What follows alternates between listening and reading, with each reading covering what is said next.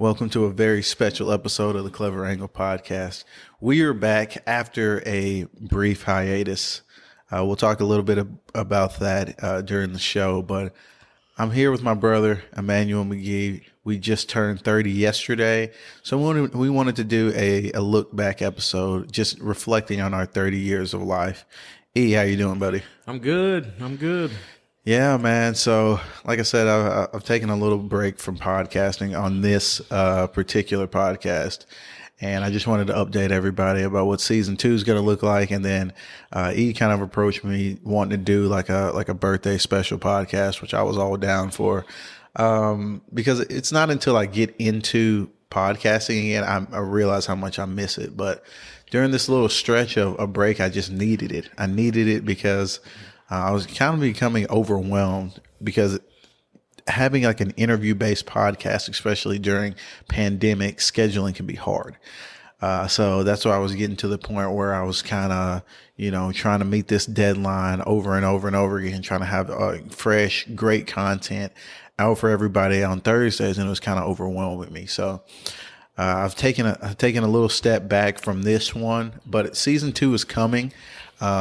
I don't know if I've announced this on my page or not, but it's going to be focused mostly on creators in the podcast space. We'll have some creators from other things like photography and different things, but I really want to highlight people in their podcasting journey. So there's going to be a lot of episodes about podcasting tips, how you can start a podcast, what gear I use, and highlighting different Arkansas creators and their podcasts. So, To Be Frank is going to be one that I'm going to collaborate with. Poor Opinions Podcast is one I'm going to collaborate with. My buddy Andrew Brown, he's actually starting a podcast in the true crime space that I'm really excited about. And so I've been kind of helping him with his journey, and it's been really cool to see someone's idea come to fruition. What have you been up to, E? A lot of working. Trying to get my photography business off the ground. It's doing really well right now. Kind of like what you were saying about earlier. It's kind of hard doing anything in a pandemic. Even now, there's some days that feel really normal, and you tend to forget that we can't do things that we're so used to doing all the time. But just doing that, we've been doing a lot of bartending. We should really talk about bartending sometime, as far as like. Oh yeah. And we did it a little bit with the restaurant episode, but we're doing a lot of bartending. Weddings are really picking back up. People are starting to be able to gather in groups again. So there's a lot of weddings that me and Tevin have been bartending, the photography thing, and then obviously working at Coke and having a day job. Just really busy, really busy. Yeah, man. I mean, we were pretty much 6-7 months into Corona, and it just started when I started this podcast. It was just about to start picking up. And it's crazy, man. It's crazy because I never thought it would be something that would be extending through the rest of the entire year. Yeah. If not longer. Yeah. So, we just turned 30 yesterday, man. We did. Like I said, you had a great idea, because we have talks about like our childhood and our 20s and things like that, but we don't get to broadcast it like other than just our friends. Uh-huh. So, man, yeah, I want to take some time to look back through each decade. So I think everyone's favorite time and most funny time was probably when we were kids. So What are some vivid memories that you have growing up from like 0 to 10? Yeah. So I was actually thinking about that the other day. Like, what are some of the first memories that you can actually go back today and be like, okay, I remember that. 30 years is a long time. I would say probably around 3 years old. What memory was it? Daycare. I remember crying our eyes out when Mom used to drop us off at daycare. And she'd be sitting at the steps for like 10 minutes, and we'd be like, Mama. So I can remember that like vividly. Isn't it crazy though, like how you can just randomly remember stuff when you were like 2, 3, 4, 5, and then like in college there's stuff that you just like completely forgot until somebody brings it up. Yeah. But a lot of daycare stuff. Playing with different kids. It's kind of blurry, it's kind of fuzzy, but you still kind of have those memories that stand out. Like if you got in trouble, if you got like a paddling or something like that. Yeah, man, it's crazy because now that I have 2 kids of my own, I think back to how their childhood is going to be different from versus when we were, when we were kids. And it's crazy because, my oldest Ellery, she's 3 years old now. That's insane. And I'm just like, man, it's so much different now growing up as a 3-year-old versus when we were, when we were kids. There was no internet really when we were that age. There was no, like, you just played outside. You raked leaves, you did that. You played with the neighborhood kids. And now there's like this, huge stigma of like stranger danger and all these different things. Our parents would just let us go pretty much anywhere. Our bikes would take us from our house and neighborhood to neighborhood, and then as long as you were back by the time the street lights are on, you were straight. Yeah, most definitely. And I see it a lot just through your kids, just like the differences. I think it's crazy that like I was saying, I can still remember stuff when I was 3 years old. So to think that like there's stuff going on that Ellery is going to remember when she turns 30 is crazy. It just kind of comes full circle. But one big thing I do notice is like, and like I said, Ellery's been able to fully operate. She just turned 3, but she's been able to fully operate an iPad since like probably before 1. Yeah. Which is crazy. Like, I don't know how, I didn't know how smart babies were. I didn't. Like, y'all would give her the iPad and I was just like, I thought she was just like literally staring at it. And I would like look over her shoulder and she's on YouTube and she's like skipping ads and she's like clicking to the next video and she's like literally like mimicking what they're doing. And I was just like, dude, this is a crazy time that kids start that early with technology. I can't even remember. We probably got our first computer when we were like 4th grade, maybe. Yeah, I want to say we were probably 7 or 8 when they brought in like a desktop computer. You had Windows 98 on there. Now we did have computers like at school where we would play like math games and stuff. But as far as like having one in the house, it was probably about 3rd or 4th grade. And even then, mom and dad, dad really didn't use a computer very much, especially back then. But it was just like for her own personal use. And then we would kind of like sneak on sometimes and play like random games. Like there was like that paint game that you could go and play stuff with. There was is it Mine Hunter or something? No, it was Minesweeper. So you had to like click the little buttons. This is how old we are. We had to click the little buttons. Yeah, if you're a 90s kid, you remember Minesweeper. And then Solitaire. We used to play that crap out of some Solitaire. Yes, Spider Solitaire. Oh, Pinball was on there too. Oh, yeah, Pinball. That was one of the later ones. I remember having Pinball on there. But yeah, there was literally like a little games tab that you could go to and you could play computer games. It's nothing compared to like the games that you can play on a computer these days. But yeah, I remember having to download like the Windows on to the computer, like with the Windows 98 thing. Life is just a lot more simple back then. Definitely. But so I mean, we legitimately grew up in the era on the brink of the internet era. So it's like, we were talking about this when we get when we get to the college portion of our lives. But, when we started college, Instagram didn't exist. Yeah. Now, knowing how big Instagram is now, it's crazy to think that it just wasn't a thing. Yep. Snapchat wasn't a thing. I don't even think I got a Facebook until 10th grade, maybe 9th grade, somewhere around that. Before that, that was MySpace.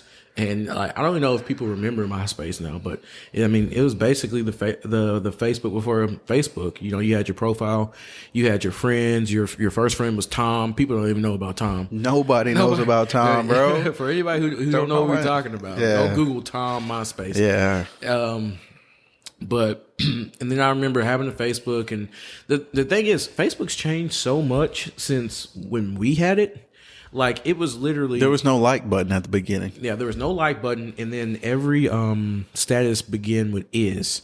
So yeah, like Emanuel McGee is having it. So you would have to make your statuses make sense. Like a sentence, that begin with is. And then you could only see your friends' post. So if you added somebody...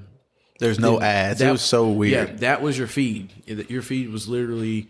whoever that you added. So you could just, there wasn't any ads. There was barely like any video. You could maybe upload like phone video maybe, but it was pretty much just a collection of people's statuses. And then I remember like Everybody says it wasn't like an algorithm like it is on like Instagram now. Like whoever you followed, if they posted, then that was the next thing you saw. There were no like fan pages or anything like that. And then it was I remember being like so anal about it was like this unspoken rule that you couldn't update your status more than once, like in a day, let alone like a week. Like you had to have your status on there for like a week, and that was like the bar. Like it was uncommon for you just to update it, more than once a day or something like that. Yeah, and that's crazy. Before we move on to that, because it's there's a lot to be said about social media and the growth of that. But I want to talk about like elementary school. What was that like for you? I some of my most vivid memories are like 4th grade, 5th grade, 3rd grade. I remember, and this is crazy. I remember one time in 3rd grade, I got in trouble because this kid took my crayon and I called him short. And then they took us both out in the hallway, and I was like, "Oh man, I'm about to get a demerit or in trouble or whatever." But that moment in Miss Barnett's class, like it stood out to me. Second grade, I remember didn't you have Miss Rayford for 2nd grade? Yeah. So I remember being so scared because Miss Rayford actually had like 2 fingers blown off from fireworks or something. Yeah, like that. Fireworks accident. And Yeah. they used to make fun of me. They were like, "Yeah, you're gonna be writing cursive, and she's gonna put her 2 nubs on your shoulder." And I was like, "Mama, I don't want to go to Miss Rayford class." Like, because I think at the end of the summer is when you figured out who your teacher was. Yeah, dude, that was a big deal, bro. Yeah. You're like, "Man, whose class are you in?" "Oh yeah, we in the same class." "Sorry, E, you ain't even in there with us no more." And to be honest, I don't know if they did this on purpose or what, but we were never in the same class ever. No, we weren't. I remember being like so disappointed in kindergarten because I just assumed that. I mean, you just got to think about it. Like me and Tevin had literally been together every day since birth. Yeah, and then in kindergarten, you just assume it's just going to be like that. And there were probably like 3 or 4 kindergarten teachers, and what they did was you show up to school and there's a list of everybody's name outside the classroom, and you basically just go from list to list and you see your name or whatever. Yeah. And I think you might have been in a class with one of the neighbors. So I was like, okay, so we all gonna be in the same. We in there now. Yeah, I'm looking at I'm like, wait, I'm in this one or this one, and then I just remember crying because I was a little punk in kindergarten. I ain't got nobody in my class. I remember that. I definitely do. Yeah. So I mean, kindergarten. One of the most vivid memories for kindergarten was obviously when you. For those of you who didn't know us back when we were in kindergarten, we were sporting some rat tails. And then. So people don't really. I mean, some people try to bring it back, I guess, but it used to be the style back in the day. So basically, what it is it's like the hair that's like you never cut from birth. Yeah. So to just create like an image, it's like it literally looked like a puffball in the back of your head, and then it was just like straight. It was like a ponytail type thing, and then everything around it was like shaved, and then you kind of had like a makeshift fade on top, so it'd be like thicker on top, and then you have like a fade, and then you have like the puff ball, and then you have the straight like ponytail in the back. Yeah, and that used to be the style. Mom used to get like a hot comb and straighten it out. Dude, yeah, we had a video, man. It was on VHS, so that thing's probably corrupt now. But like, bro, those things got long. Like when they would hit the back. When they hit it with the hot comb, that jet was like so. It was long. You asked me about a vivid memory in kindergarten. So I don't even know why this didn't come up at first. So basically, like I said, we had these rat tails, and we used to have art time or something. You go to these little like cubbies, and then you like draw stuff, and they give you like scissors and glue sticks to play with. And I remember, I'll never forget this. I was in the little cubby with Andy Watson. To this day, I still remember that because we graduated with her, and she used to go to our church. Our parents knew each other, all that good stuff. And I'm sitting there and I'm drawing. I'm drawing, and for some reason something told me to look down. and my rat tail is literally sitting on the floor. And it was like, dude, I don't think I've ever been in shock except this time. Like, I was 5 years old in shock. I looked down and I was like, that's a rat tail. So then I start feeling the back of my head, and all I feel is puff. And I'm like, dude, what in the? So I look, and then I start feeling my head again. I'm like, this girl literally cut off my rat tail in class. Like, so I told the teacher, I was crying. So that's how we didn't, like, I mean, honestly, looking back, she probably did me a favor, because we probably would have had those rat tails until we were like 3rd, 4th grade. But I think they actually cut yours off too. Yeah. Like right after that, I was like, we're twins, and back then, we wanted to do everything together. I'll post some pictures of us. We used to dress exactly like until probably like 3rd or 4th grade. Exactly, and then people would swear that we looked like identical, but I mean, for people who don't know, we're fraternal twins. Yeah. So I mean, therefore, we favor, but we're not identical twins. Yeah, I mean, you could tell that we're brothers, but I mean, there's no way they're like, oh man, it's like looking in a mirror. You know, exactly. If we stand next to each other, then obviously you can tell. But for somebody that just sees, the little black kid in the black shirt and tan pants, and then they see another one with the same haircut, you can get confused really quickly. Yeah. So that was probably the most vivid memory. I remember this was back when Men in Black, the first one, just came out, and we were all in the cafeteria.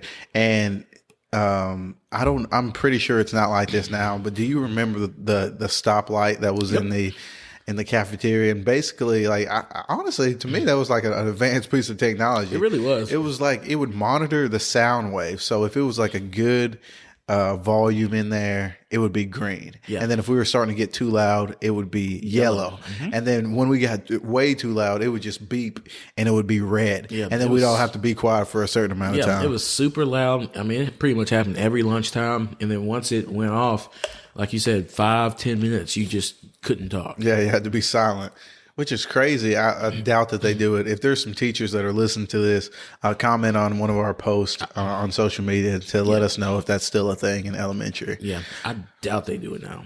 Yeah, but anyway, so we were all in the cafeteria, and we had those old school lunch tables and different things like that, and all of the teachers dressed up as like Men in Black. So they had the soundtrack. They're like, "Here comes the Men in Black." The Galaxy Defenders. Oh yeah. I remember the movie. I don't remember that part though. Yeah. So Miss Tennyson and all the rest of our teachers dressed up as the Men in Black. They had the shades on. They had the black suits on, and that was one of my vivid memories. I think it was either kindergarten or it was 1st grade. Yeah.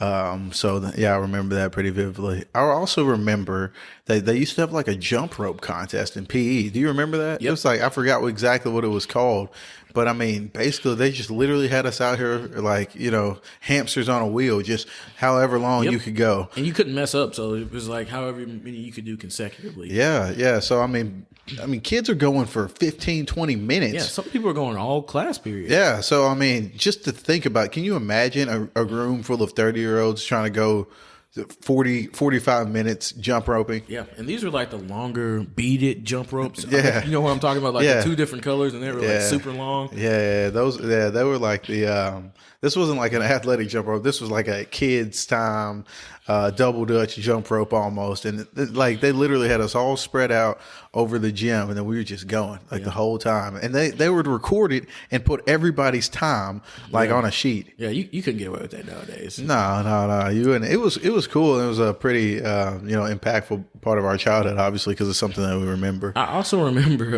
in kindergarten when they were trying to teach us the concept of rhyming. And the teacher was basically like, yeah, it's like 2 words that are like similar. So me, and look, this scarred me. I remember this to this day. We were all in like a little line, which I used to hate. Like the teacher would pick somebody, and then they would just go from the next person to the next person to the next person. So you knew your turn was coming up, and you started feeling that anxiety. And this was like the first time I had ever felt something like that. And they were like, okay, I was like, okay, E, what are you gonna say? Okay, Johnny's said son and gun or something like that, and it's my turn. And I was like, okay. They're like, E, so give us 2 words that rhyme. And I was like, okay, dog, because I loved dogs back then. I had like a stuffed dog. I had a stuffed dog. He was chilling in the cubby. I was like, okay, dog and puppy. and and all the kids just laughed at me. All of them were just laughing at me. I want to say somebody called me stupid. I don't know, but I just remember how bad I felt like that. I didn't grasp this concept, and it scarred me. For the I didn't want to rhyme nothing. I went and told Mom. I was like, Mom, I was trying to rhyme, and I said dog and puppy, and even Mama was looking at me like I was crazy. But I still remember that to this day. You were trying to do synonyms. That's what you were trying to do. It literally jump started my anxiety for not wanting to be wrong. I used to hate that. Since we just talking about school, I used to hate when the teacher would be like, "Okay, who wants to read out loud?" Man, crickets, dude. I still don't like reading out loud, bro. Yeah, and then there would always be somebody that was eager to do it, but after they read 5 times in a row, then she just started sniping people, just started picking people out of nowhere, and it was always the people that you knew either struggled with reading out loud or just completely didn't want to. I would try to avoid eye contact. I would try to act like I was pulling something out of my backpack. Okay, E, and I was like, "Jeez, good Lord, yeah, terrified." Dude, I remember as we're talking about this, it's uncovering things that I remember, and this was in kindergarten, and I just remember, when you used to see something back on TV, and my kids do it now. You just repeat it. You repeat whatever you hear on TV. And, Mom used to watch a lot of soap operas. So, As the World Turns, All My Children. Yep. All those things before she went to work? Yeah, before she went. So those are the things that we were watching on TV. I remember I went to school. This was kindergarten, bro. I went to school and I told the teacher that I was depressed. Bro, I'm not kidding. I told the teacher I was depressed because I had heard it on All My Children. Bro, they sent me to the counselor. They called Mom up there. They were like, well, Tevin, why are you depressed? And I was just thinking I thought I learned a new word. I thought I used it right. And then I was like, yeah, I'm depressed because my mom works all the time. You know what I'm saying? Oh my God. Well, no, dude, they were kind of leading me. They were kind of leading me in that direction. Is it because your mom works? Oh, they were coaching you. Yeah. Is it because your mom, works nights or whatever? I was like, yeah, you know what I'm saying? And now that I really understand the gravity of what I was saying back then, it's just crazy, especially with my my wife being an advocate for mental health and all those things. Yep. I'm honestly glad that they took it seriously. Yeah, but it's interesting to see how seriously they took it back then.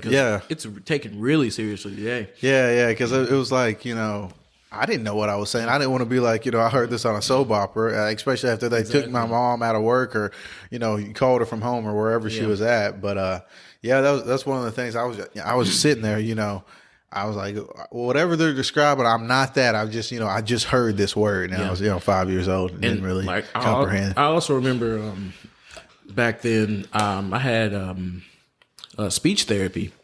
And it's interesting because when it was going on, I didn't know really what it was. I just knew that I could get out of class for this, whatever. But when, once I went to college and you start hearing about speech pathologists and stuff and kind of some of the stuff they do, it was literally what I did. And I think I had a speech therapist from first grade through fourth grade. And literally all we would do is we would leave the class for 30 minutes to an hour. And most kids that struggle with speech, they struggle with W's and they struggle with their R's because they sound very, very similar. So they kind of run together sometimes, especially when there's words that have both letters in them. So wa and ra. And we would literally go in there and she would give us candy and we would literally just over and over and over and over and over again. Ra, ra, ra. Wah, wah, wah. And I had no idea why we were doing this or anything. But now looking back, I was like, dude, that actually worked. There's still stuff that I do to this day as far as speaking exercises and stuff because sometimes I get really lazy with my speech that I literally do to this day. And that's all from just all of that speech therapy. Yeah, man. And like I said, having my own kids, you do a lot of research at the developmental ages and things of kids, and from birth to 7 are the most impressionable years of a kid's life. So it's like that was right around that time where, you know, you were going through speech therapy. That's why we can remember some of these things so vividly, because this is pretty much imprinting like how you're going to be for the rest of your life. Yeah. The rest of the stuff is going to be pretty much environmental and just add on to the things that you've learned over the first 7 years of your life. And I will say, just like also looking at your kids, like we were over there yesterday. Ellery literally just turned 3, and some of the stuff that she says, I'm just like, dude, I know for a fact I was not on this level. Not even close, bro. Not on this level when I was like 3 years old, but they go to a very good daycare that's really structured, and they work with them. Like I said, no offense to our parents, but they had to work. Our mom and our dad had to work. My dad would get up at 4, 5 in the morning every day and be at work before 6. My dad would come home and then my mom would go to work.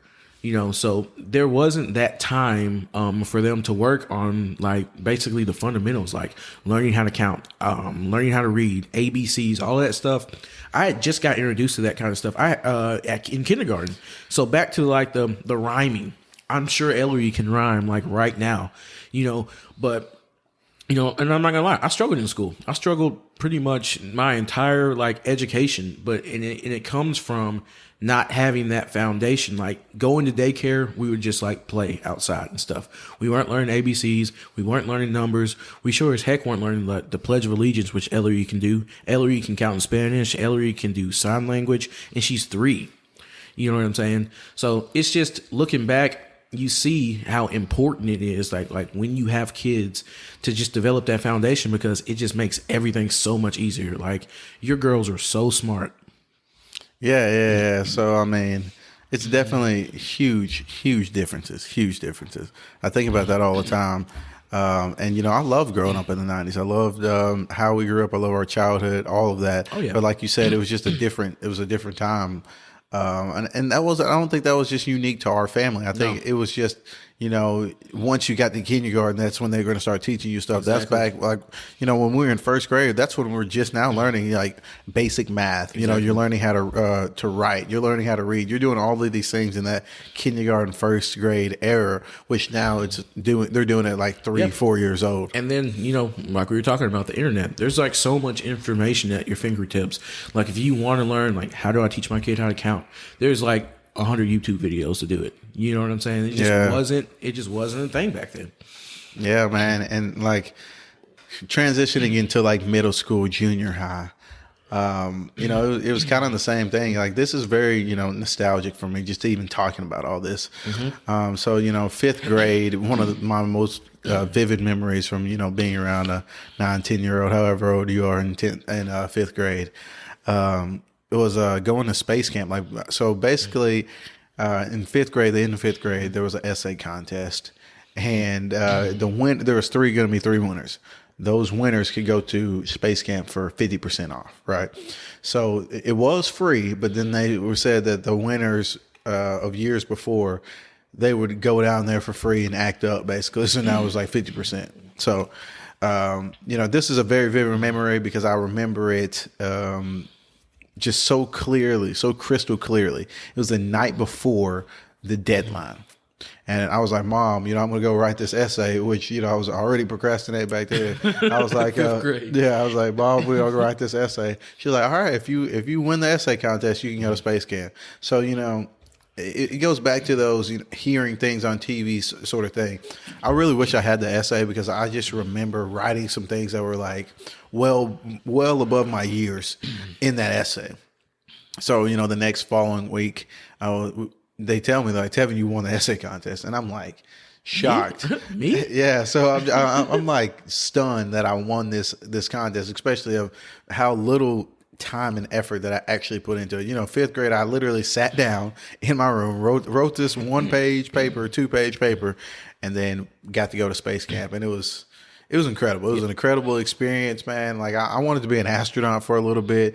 You got to go and be in your habitat, which was basically like your living quarters with like five kind or six. of like dorms. Yeah, it was like dorms. So it was like 5 or 6 other kids, and they were from different schools. They were from Arkansas, I think. Some of them weren't from Arkansas, and you were just in this habitat, and you got to go on like different tours. You got to go to like the lunchroom, and you got to go like on simulations and different things.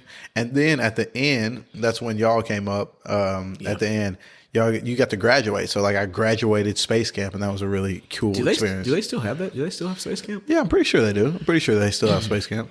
And like from my perspective, and we touched on being a twin. Like being a twin is awesome in the fact that you're literally born with somebody that is there with you pretty much every day.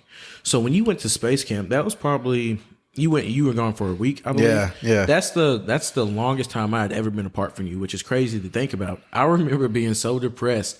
I was like, yeah, I'm glad Tevin's going to space camp, but I'm 5th grade. I'm like, oh yeah, but I miss my brother and mama. Yeah. It was just weird. Like not having you around. Yeah, it was like a weekend of the summer, man. And, we're 10 years old. And like you said, that was like the first week that we were really apart from each other. And I kind of got a taste of that when you went to New York and then when you went to Washington. I was like, dude, that's 2 weeks out of the year that I'm literally waking up, I'm going outside, I'm riding my bike by myself, Exactly. It's not the same. You didn't have like cell phones. And so it's not like I could text them. Yeah, exactly. Like you were literally gone for a week. And then you took pictures on like a disposable camera that we had to go to Walmart to get developed. And, got to see like how you were having a good time and all this stuff. And you were telling me about it.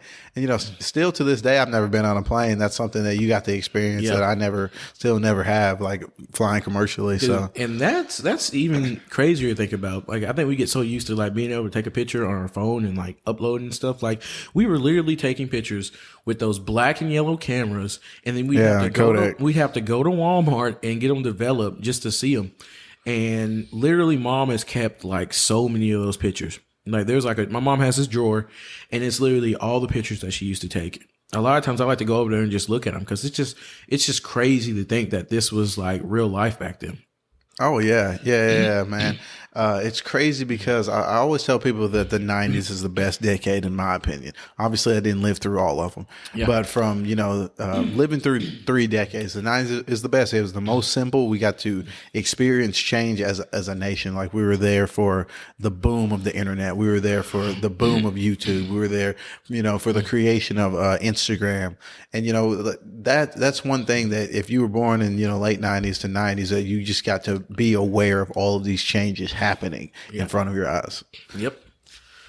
But yeah, man. So another tragic thing that just was scarred in my mind was like, so I was going into the 6th grade, right? So 6th grade, basically you were divided into teams.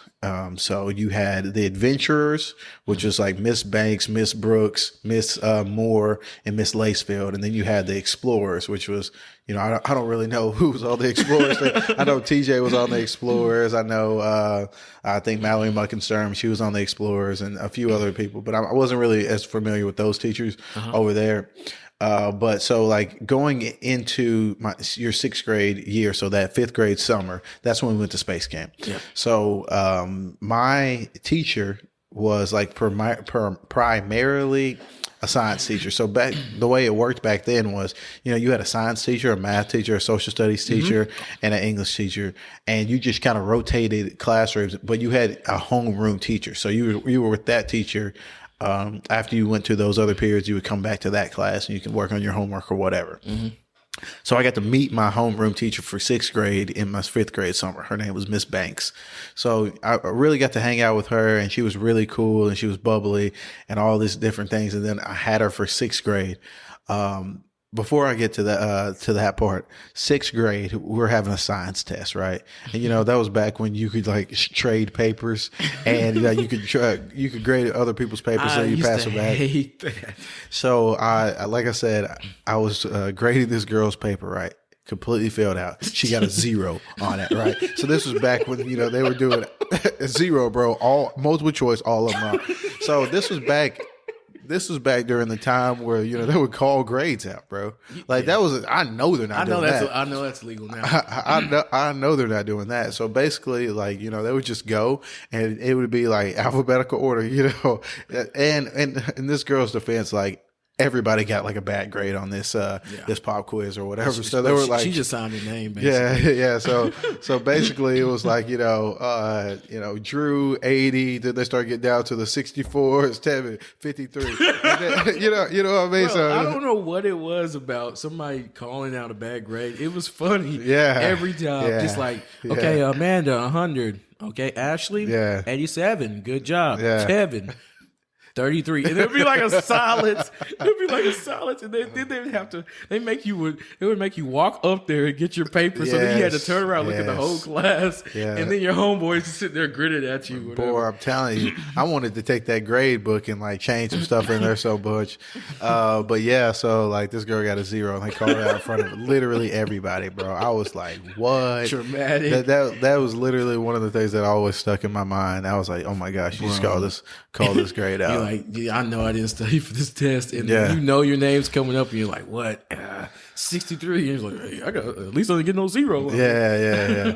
So, but yeah, so like I said, we lived through a lot of things. So that was 6th grade, and then obviously in 5th grade we had the 9/11 thing that happened. So it was just like, man, you really didn't know what was going on. You knew it was like a traumatic time in the country, and people were passing away, and then like part of New York was like destroyed, and the people in the families of that place were hurting and different things. But like as a 5th grader, you didn't really comprehend that. Yeah, and then also like we were saying earlier, we didn't have the internet. It's not like there's been a terrorist attack. You can go on your phone and look at the video on YouTube. Yeah, breaking news. We were watching this. I remember specifically because we had stuff planned that day, and then they were like, "We're not doing any of that. We're going to watch TV." And then this was like literally real time. The news, a plane going into one of the Twin Towers, and it's just like you don't understand terrorism in 5th grade. You're just like, dude, what's going on? Like it was a surreal time. Yeah, because I mean, this was really before we were even doing history. We were still doing social studies, you know what I mean? And now that's just an intricate part of history. Like that's being taught to 5th graders today about something. I went to ground zero. Where it actually happened. It's crazy. Yeah, so I mean that's being something that we actually lived through. We were alive during that time. This is something I'm going to be able to tell my kids about, and that's just they're going to read about. Yeah, that's insane to me that this catastrophic event actually went on during our lifetime. But yeah, so that happened when we were in 5th grade, and then actually like the year after I was in 6th grade, my 6th grade teacher passed away in a plane crash. Like so, I was like the last. We were like the last group of students that had Miss Banks, and like that will forever be. Something that I just remember forever, like, wow. Yeah. We're adults now. And like I said, we're 30 looking back, and 2 out of the 4 teachers that I had, Miss Moore, she passed away from cancer, and then Miss Banks died in a airplane accident. And I'm just like, man, it just really makes me think of, life is short, and you never know when it's going to be over. Yeah, exactly. So, like I said, my 6th grade year was a little bit different than yours, and like I said, I haven't really told this story. I don't tell this story too often, but I'll start with 5th grade. So 5th grade, I had Miss Zipfel. Another thing to look back on is Miss Zipfel. This was like her first year teaching. Yeah, she was 21. We literally work with her brother at Coca-Cola now. She was 21 years old. That's so young. I remember thinking that like she was like when you're in 5th grade and you hear somebody's 21, you're thinking like, wow, dang, she's basically 50. But how old are you in 5th grade? What, 10? Yeah, she's literally probably like 10 years older than us right now. So she's probably 40, 41. Yeah, exactly. Super young teacher. She was great. She was like super nice and all this other kind of stuff. But kind of back to what I was saying earlier, like I struggled in school. Like I had speech, I had extra reading classes. There were like concepts in school that I just didn't grasp, right? And for the longest time, I thought I was stupid. But actually, I didn't really think I was stupid until 6th grade. But I'll get to that.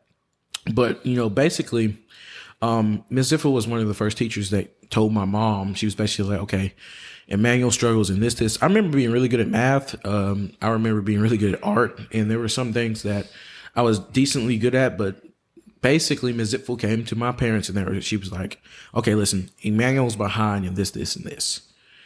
So we're starting this new class, and basically it's going to be more of a like closed off class. There's only going to be like 10 people in there, and that way he'll have like two different teachers and they can spend more time with these students that are like behind. Before then, I never even realized that I was like behind in school. Looking back, it was probably more I just had different interests. Like I just wanted to go play Pokemon and draw and play outside and stuff like that. And I'll just do my homework later or whatever.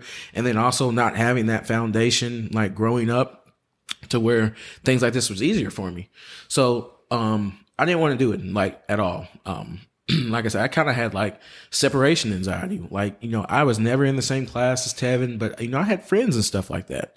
And it kind of brought back memories when you were saying that Ellery moved up in her class. I think she was she was 2 at the time, and she was in there with like 4-year-olds. Yeah. And I was like, do you think that she thinks that like I don't want to like leave my friends? You know what I'm saying? Because I remember, having this conversation with my mom and like, Mom, I got all these friends. Like, I don't even know these kids in this other class. And, kids are so mean, especially like in junior high. So instantly, like when I would tell somebody, hey, I'm going to this other class, they thought that it was like the stupid class, right? So I remember like trying to hide it. Like we would still go to like PE and art classes with all the other, because you said there was explorers and there was adventurers, right? Yeah. So we were kind of our own separate thing, but things like recess and PE, we would like merge into with everybody else, right? So it wasn't a terrible idea, because like I said, I can see, like we were talking about with Ellery, the parents' perspective. Like if this is going to help her be a better student, then yeah, why would you not do that? You know what I'm saying? So in 6th grade, I was in a class with 10 kids. Some of them were like way more behind than I was, but it was basically just like a secluded classroom where we worked on some of the same things that everybody else worked on, but at a slower pace, because, being 30 and knowing how things are now, everybody learns at different rates. Everybody has different situations. Nobody is on the same tier as far as like education and learning. It's just different. There's always that analogy. If you ask a fish to climb a tree, then somebody might think that the fish is stupid, right? But I just remember, it was just really tough. Like just being separate from my friends, being separate from my brother, thinking that I was stupid, kids making fun of me. I had a very, very, very bad mentality at school. I remember I used to hate going to school. I used to hate it. So I did that for a year, and I never felt up until then that I was stupid. But at the same time, I was like, well, I must be if like I'm here. It's a terrible mentality to have as a kid. I mean, it was tough. So, we can get into junior high now. So I'm thinking, okay, I did this class or whatever. Now I can go to junior high and I can see my friends and stuff again. Well, at the end of that class, my teacher, her name was Miss Barnhart. And yeah. So, where Tevin would have like 4 or 5 teachers, we had 2 teachers. Miss Barnhart was the main teacher. They were actually in plenty of people have probably heard about this, the No Child Left Behind laws or whatever. Yeah. They were actually building a charter school, and it was the first time that Nelton had done anything like this, right? It was going to have grades from 5th grade all the way to 9th grade. And basically, they were like, this is an extension of this class. So they went and they were like, okay, Emmanuel's here. We don't think he's quite where he needs to be. But we're doing this charter school if he wants to go there. And I fought so hard. I remember like having so much resentment towards my parents, because I was like, I want to go to like regular class, right? And they made me go to this charter school. It was literally from 7th through 9th grade. So instead of being like in the same building with everybody, but just being in a different classroom, I was going to be in a completely different building away from everybody in junior high. So, no sports. I didn't get to see Tevin. I didn't get to see any of my friends. We were there with a lot of like younger kids. So there was like 5th graders there, 6th graders there. And I did that from 7th through 9th grade. It was just like a charter school, a lot smaller classrooms, a bunch of different teachers. Now, one good thing that did come out of it is we met Miss Smith, which is Matt's, one of our best friends' mom. She was probably one of the best teachers that I've ever had in my life. They're literally kind of like a second family to us. Yeah. She was definitely like a mother figure to us that, I still love. Mr. Greg, Matt, Lindsay, that whole family just kind of embraced us, and was just like an extra support system that we could lean on during that time. Because you played basketball with Matt, and his mom was teaching at that charter school, and she honestly, because like I said, every year I wanted to leave so bad, right? But she was probably one of the main reasons why I stayed, like probably the only reason. Did it help? I don't know. Honestly, I think it did a lot more bad than good because damage. Well, I felt like, the fact that I was even over there, that I was behind. So I had this mentality that I was behind, and I would tell myself that even if I went to a regular school, I wasn't going to be able to do the work because I was behind. So I always had that mentality in school. You know what I'm saying? So I was like, well, I might as well just stay here because they're telling me that I'm behind. But as far as like education and stuff, there were classes that I never took. Like I never took a keyboarding class. You learned that in what grade? 7th grade. 7th grade. Yeah. We had computers, but we never learned how to type. So there's gaps in like my education simply because I went over there. But like I said, it was more like a experimental thing. The concept makes sense now, but as a kid, as far as like your psyche, I mean, you're talking about being depressed. That was a super low part of my life. Yeah. And then like, you talk about these experiences and how they were traumatic for you. Dude, it was traumatic for me too. Cause it's like now you go to a different school where it's like the merging of these other middle schools, like, Fox Meadow and different things like that. And I go over there and people that knew us as twins, I'm having to, explain where you were. They were like, oh, I'm sorry about your brother. I heard he passed away. And I was just like, I would literally get that all the time. Like, where's your brother? Where's your brother? And all that stuff. And, that kind of messed me up because it's like, I essentially went into this new phase of life where, you're starting to hit puberty a little bit, girls are starting to be attractive or whatever. Yeah. You're trying to figure out who you are. You care about what clothes you wear. There's no more recess. And, you've got like a schedule that you get to pick. And, it's like this very, influential time. Yeah. And the person that I've leaned on like my whole life or whatever is not there for that very crucial time. And I'll say this, and like I said, it kind of sounds sad now, but like going home, like it would make my day to hear what you did at school. Like I would literally like fantasize about like, dude, I wish that I could do that. I was literally like living through you, like, and like we were saying, like being twins, like we're always doing stuff together. It's just it was a weird phase where it's like, we're at home together, but it's like we never see each other. Yeah. Yeah. And then socially, it kind of crippled me socially because we're in like a more condensed, small like area where we see the same people every day instead of being around hundreds of kids. It's like, just being like social and being like around kids makes you more social, makes you know how to like deal with people. Some of those social skills I lacked for a very long time. And it's crazy when people see me now because I'm a very social person. But like I lacked that because I was, I was in 9th grade, but there were also kids that were like around me that were like 5th, 6th, 7th grade type stuff, Yeah. So I was around like a lot of younger kids. And then, in 9th grade year is when we started transitioning. So we would still do half of a day at the charter school, it was called the Raider Open Door Academy.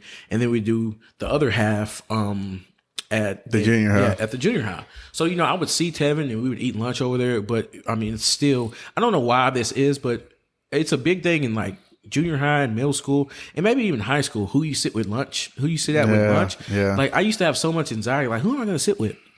I remember when they started introducing different lunches, right? Yeah. So, all your friends might be eating another lunch And I'm just like, dude, I haven't seen these kids in so long. Like, who would I even sit with? You know what I'm saying? So I still remember the day, literally the day. I had my first class over there, and I remember walking in, and it was literally like, you see those movies and there's like a time skip and everybody's older. Like, that's literally what, like, I think that's, Maya, or I think that's, Drew. And, but it's literally been 3 years since I've seen anybody. And then everybody is asking questions because they're like, where you been? So I used to try to hide it. Like, sometimes still, as a 30-year-old man, somebody would be like, yeah, you remember where we did such and such in 6th grade? And I was just like, yeah. Like, I would just go with the flow. Like, still. Yeah. Like, I don't even want to get into, like, where I was, and why I did it or whatever. But, I mean, it was tough for me. It was tough for me. I never got to play any sports or anything like that. I never went to any school dances. We didn't have talent shows over there. All of that kind of stuff. But one good thing that I realized was, like, once I started transitioning, like, I had like this low confidence as far as like schooling. I started to realize, like, hey, I can do this. Like, it's not as hard as I thought it was. You know what I'm saying? Like, I'm actually making decent grades, sometimes bad grades, but I can do this work. You know what I'm saying? So that was kind of a confidence booster, but it was tough, man. It was definitely tough. Yeah, man. Like I said, the 7th through 9th grade was pretty tough for me too, because I was kind of still in that, who am I? What am I going to be in this stage of my life? So, I did things like, I joined band, and that was like a crazy experience. So, like 7th through 9th grade, I was in band because I just wanted to feel like I belonged to something, and obviously it didn't work out. I didn't like band, but TJ was in there with me, so that's when me and TJ started to hang out a little bit more, and so I did basketball. So I was like, in my eyes, like, if we play basketball together, we're friends. But I very vividly remember, because I think TJ actually had another lunch while we were in junior high, so I didn't really get to see him until basketball practice or band. So I remember 7th grade, I was sitting down with some of the guys that I played basketball with, and then for those of you who don't know, Nettleton used to look a lot different back when we used to go there in junior high, kindergarten. We went to Nettleton our whole lives, and it was majority white. When I say majority, it was probably 95% white up until high school. In kindergarten through 4th grade, I can still remember every black kid that was in our grade. Yeah. It was probably like about 5. I remember it was me, you, Aaron and Kara Greer. Lamar Jackson. There was another black kid named Darius, and then in 2nd grade it was Zach Walker. Yeah, but he moved away. That's about it. Yeah, exactly. So Andy, the girl that cut my rat tail off. Yeah, Andy Watson. So it was very small, and like I said, when we got to junior high, you started getting the Terrence O'Connors and Shirons and different people like that. We started to add a little bit more. Yep. But I mean, long story short, I sat with one of my still good friends at the table, and I sat down, and we played basketball together. So I see this man every day for 2 hours. He's like, "Bro, what are you doing sitting over here? This is the white boy table." And I just remember feeling so out of place, because it was like, it's like race has never been a thing that I like a barrier for me. Like during school, like I never felt like people treated me differently because I was black or whatever. And even after he said that, I didn't think that. It was more of a like, you don't want me here type of thing. Exactly. I still didn't take it as like, oh, I'm black, I don't fit in. But it was like you don't want me to sit here. And then and it's like something that you don't really fully understand. You're like, this makes me feel some kind of way, and I'm not really sure why, because it's like and I'll say this too, like in 6th grade, when I was in like the much smaller class, the majority of the kids in there were black. Yeah. From kindergarten through 5th grade, most of my friends were white, and it wasn't just like a preference thing. It was just like that's who was like around. That's who was like available. Like for the longest time, we didn't even listen to like music, let alone like rap music. Yeah. But when I started getting in that class with more black kids, it was like, there was like a culture shock. They spoke differently. They did things differently than my friends normally do. And I think that's another good part about sixth grade is because, basically in sixth grade, middle school, all of the elementary schools merge. So you're going to school with kids, from across town. And like I said, it's just they just come from a different place. So I think it's important to just be around all kinds of people so you can kind of get like a grasp on just like, okay, everybody didn't grow up on 205 Mark Street. It kind of humbles you in a way. Yeah. Yeah. And like I said, it was a tough transition. It was a tough transition for sure. And like I said, we haven't even talked about like our relationships with like as far as dating, liking girls and different things like that. Yeah. But I tell this story off air all the time, and I can't remember if I've told it on air or not. But I went to stay the night at a few of my white friends' house or whatever. I was there. Yeah, so we went over there, and it was great. We're doing stuff that the kids do. We're playing football, basketball outside. We're watching TV, we're playing with toys. Running around, just being crazy, like watching movies. The Goonies, whatever. Mm-hmm. And it was right around that 6th, 7th grade period where now you're like, oh man, girls start to be attractive or whatever. You start going through puberty, and they start naming off girls that they think are attractive. There's always those few people that they're widely accepted as like being, pretty in school or whatever. You got like the popular girl that everybody thought was cute. Yeah. So, I mean, we're over there and we're talking about it. And then they're like, yeah, I think Kelsey's cute, or Chelsea, or whoever it was. And then, I'm thinking to myself, when they ask me, I must say that too. Yeah. And then, they're like, yeah, well, Shay's a pretty girl for you, or Maya's a pretty girl for you. And they just named like the 2 or 3 black girls that we had in the school. And I'm just like, man, that was one of the first times that I realized that they saw themselves differently as me. And I'm just like, we've been going to school since we were 5 years old. Mm-hmm. We're 14 now.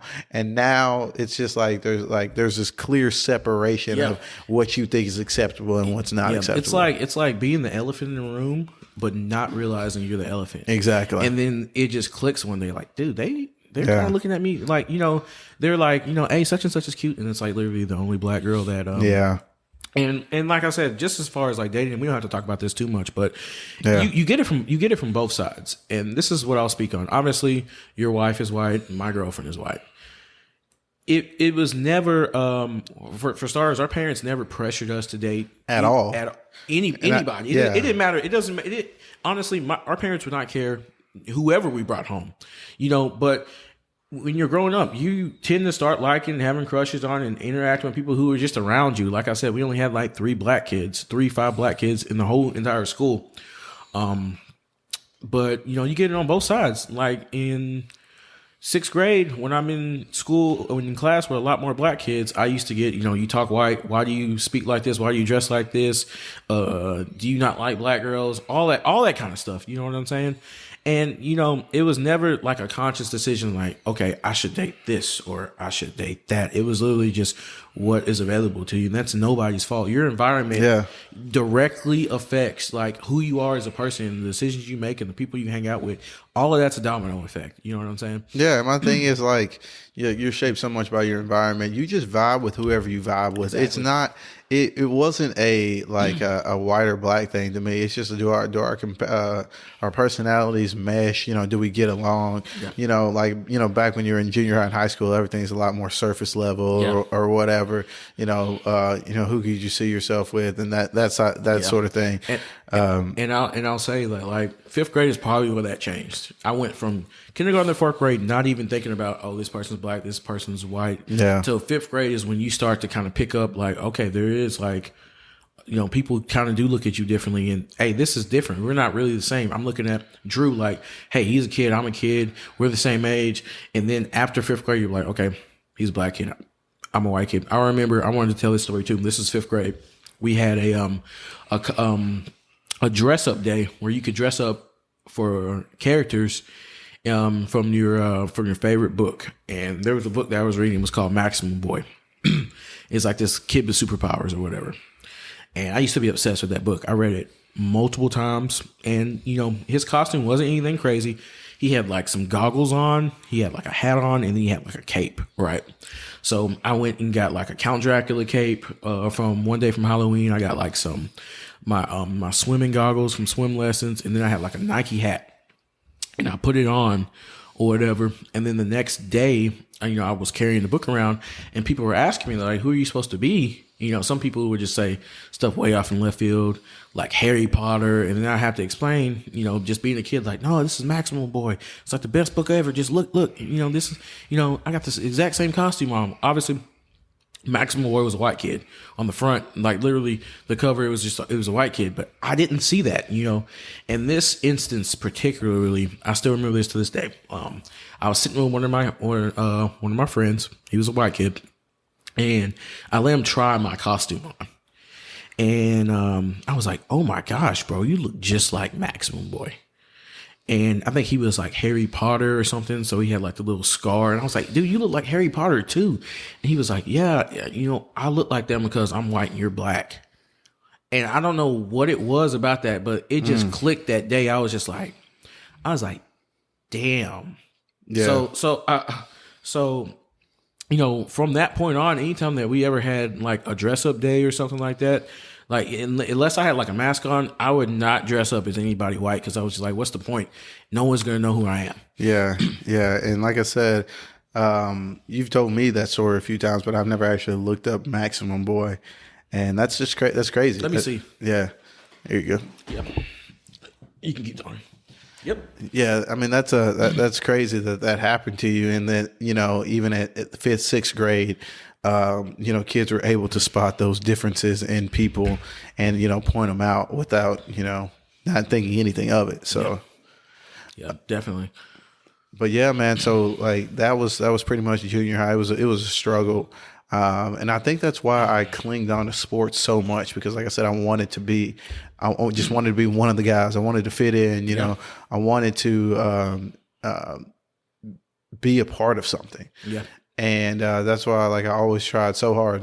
My reputation was always like trying the hardest. I wasn't the most skilled player, but I always made the team just because I tried really hard. Because I remember in junior high, I was letting my grade slip, and my mom was going to make me quit the team. Dude, I cried so hard, bro. I remember she told you that, and you went to go take a shower, and you were like yelling I was in the bawling, shower, bro. I was bawling because I'm just like as a parent, this is your whole world at that point. Up until this point, you don't have a significant other. You don't have, I'm not doing great in school. I don't have a job. I don't have anything. Literally, to me, basketball was everything. You're about to take out, you rip away part of my being, my character. Your identity. My identity was going to be just ripped away. Yeah.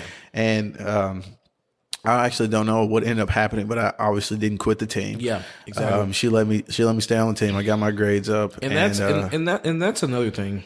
There's like a rift between, and you're starting to realize this too, when you're starting to raise kids. There's a rift between being a good parent, like Tim's grades are slipping. He's going to basketball practice. He could be studying. As a good parent, I wanted to make good grades, so I'm taking basketball away. But to like the psyche of somebody that is in junior high, that's your identity. For some reason, throughout school, we want to identify with somebody. Like you're in band, or you're a jock, or you're this and you're that. And so to you, it was like a traumatic thing because it's like you're taking this away from me. A lot of friends that you make are like through sports.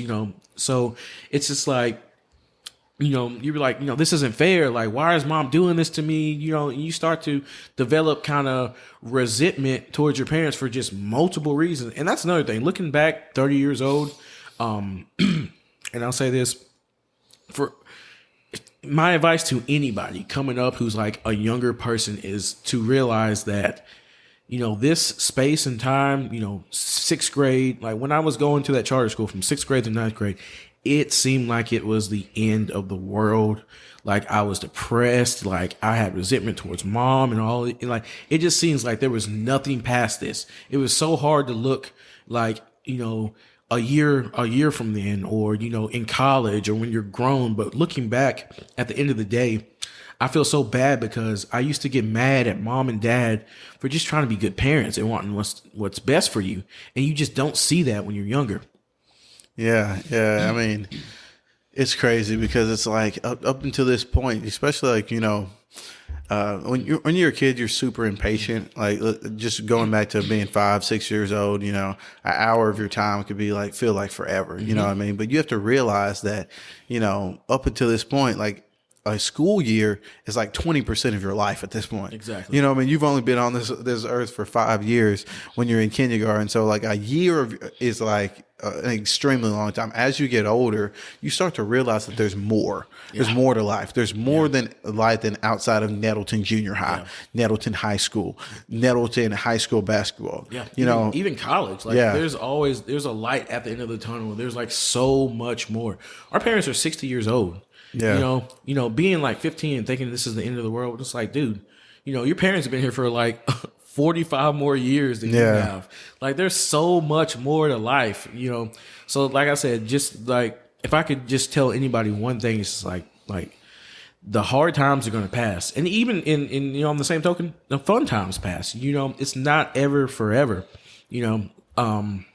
There's just a lot of things that I just used to stress myself out about, that I used to worry about when I was a lot younger. And, to that person, I would just be like, hey, man, just keep pushing, man, because, there's going to be tomorrow. There's going to be next week. There's going to be next year. And things are going to get better. This isn't just it. You know what I'm saying? Yeah. So like transitioning into going into high school. So now, honestly, looking back on our life, I didn't realize we were separated that much as far as like growing up in like the school system and different things like that. But, we're in 10th grade now and we're finally reunited. Like now we have classes together, we had Spanish together and, different things like that. So what was it like for you going into 10th grade? Man, it was just like a reset button. Like I said, I was still kind of timid because, I just had anxiety about being around so many people. And even though I started to figure out that, hey, I can do this schoolwork and I'm not a dumb person and, I can, succeed here, in the back of my mind, I still kind of suffer. I kind of had like PTSD from like just thinking that I was stupid. There was like this voice in the back of my mind. So, I was just really timid. I didn't go to any school dances. I remember this specifically. I used to have, a fear of going places by myself. So even when we started to learn how to drive and stuff, like if I needed something from like the mall, I would be terrified that there would be somebody that I was going to know. And then, do I look at him and say something? Do we just walk by? Yeah. And that awkward moment would prevent me from doing anything like that, like branching out. So I was really reserved. And like, I remember because, that's around the time you start dating girls and stuff like that. That's the time where you start hanging out at people's houses. That's the time where you start going to dances. You would go and do those things and I would just stay home. And that was part of the reason. It was just like, I didn't know how to socialize. Yeah, man. And like I said, I think I struggled with a lot of it too, because I would go to those things, but then, I would just be so in my head about things, I would just, man, I'm going to say something dumb, or no one there's going to talk to me, or no one's going to like me, or I would actually be in encounters with girls and literally would say stupid stuff, or not say anything at all. And that's another thing that I realized, like when I meet somebody and they're not saying anything, I automatically just assume like, dang, that person's kind of stuck up. And I think that's the kind of vibe that we gave off. And really, it was just like, I don't like, it just seemed like if there was a girl that you thought was cute, like there's no way that you could talk to her and get that girl's attention. You know what I'm saying? Like, and this is high school, bro. High school. Like, a lot of these people were just now getting cars. Some people were still getting dropped off or riding a bus. Yeah. And, you were just terrified with fear. I used to walk down the halls with my head down, like avoiding eye contact. I used to be that person in 10th grade. You know? And it doesn't seem like that long ago that we were in high school, but I mean, this is when people are starting to come into their own. This is when, now you're seeing the seniors and they seem just so flashy and awesome. And, like they've got, you got the people that've got all the girls, on the surface or whatever. And like, man, that dude's awesome or whatever. And you really think of, you have tunnel vision in a way because you think this is the pinnacle of life. If I'm not cool in high school, then, I'm just going to be a loser. Yeah. You feel like a failure. Yes. But then it's like as you get older and you look back on your high school days, you're like, man, that wasn't even close to the, potential that I could have been. I was still getting to know myself. Yeah. And then when we get to the 20s part, we'll really talk about getting to know yourself and all that, and those sort of things. But you're not 30 looking back at like, I wish I was this in high school. No, like, definitely not. You're like, dude, that was definitely 4 years. That was just 4 years of my life that went by like that. Exactly. It was a blip. And you barely remember it. And the craziest part about it is, you fight so hard for the approval of these people and these girls and even some of these guys and people that are in sports and stuff. And you realize that now that you're 30, that 98% of those people you never see again, you never talk to, those weren't your real friends. Why were you trying to impress people that you don't know? Yeah. And you start to value like true friendships, true relationships that you didn't really have when you were 16, 15 years old. Yeah. And then, like I said, I will say that like there are a couple of people because like people don't know, we've known TJ since 4th grade. Yeah. We met Jay Lynn. We were in his wedding in 10th grade. Yeah. Grant lived up the street from us. He went to Nelton. He was 2 years older than us, but we met him when we were like 5th grade. Yeah. Like these are some of my like best friends like ever.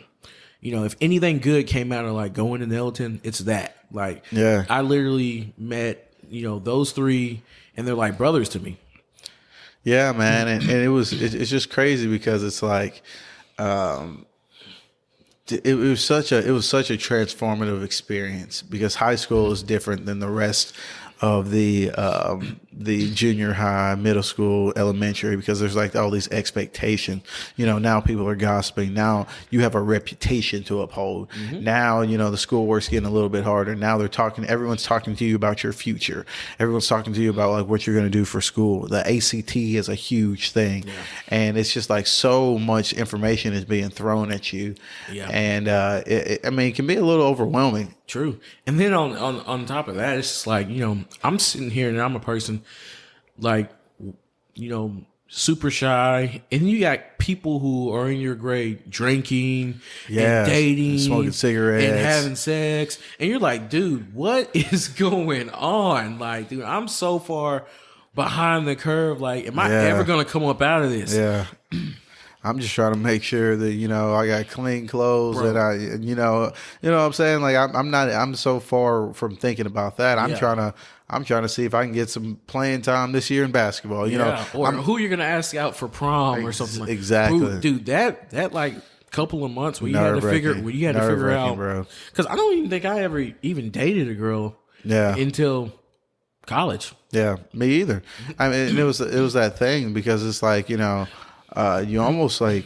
you almost have to ask younger girls to go to prom with you because it's like all the girls that are in your grade, they have this reputation of you already. Yeah. So like, I'm a senior and all of the senior girls that are in my class either have someone else to go with or they know they have a certain view of you that, it would just be weird if you went with them. Yeah. So I think I went with a girl that was younger than me, 1 year younger than me from a different school. Exactly. So it was like, there was like, it wasn't like some kind of romantic date. It was just like, thank you for going to prom with me. We'll go to dinner. We'll have a good time. We'll dance a little bit. We'll take pictures.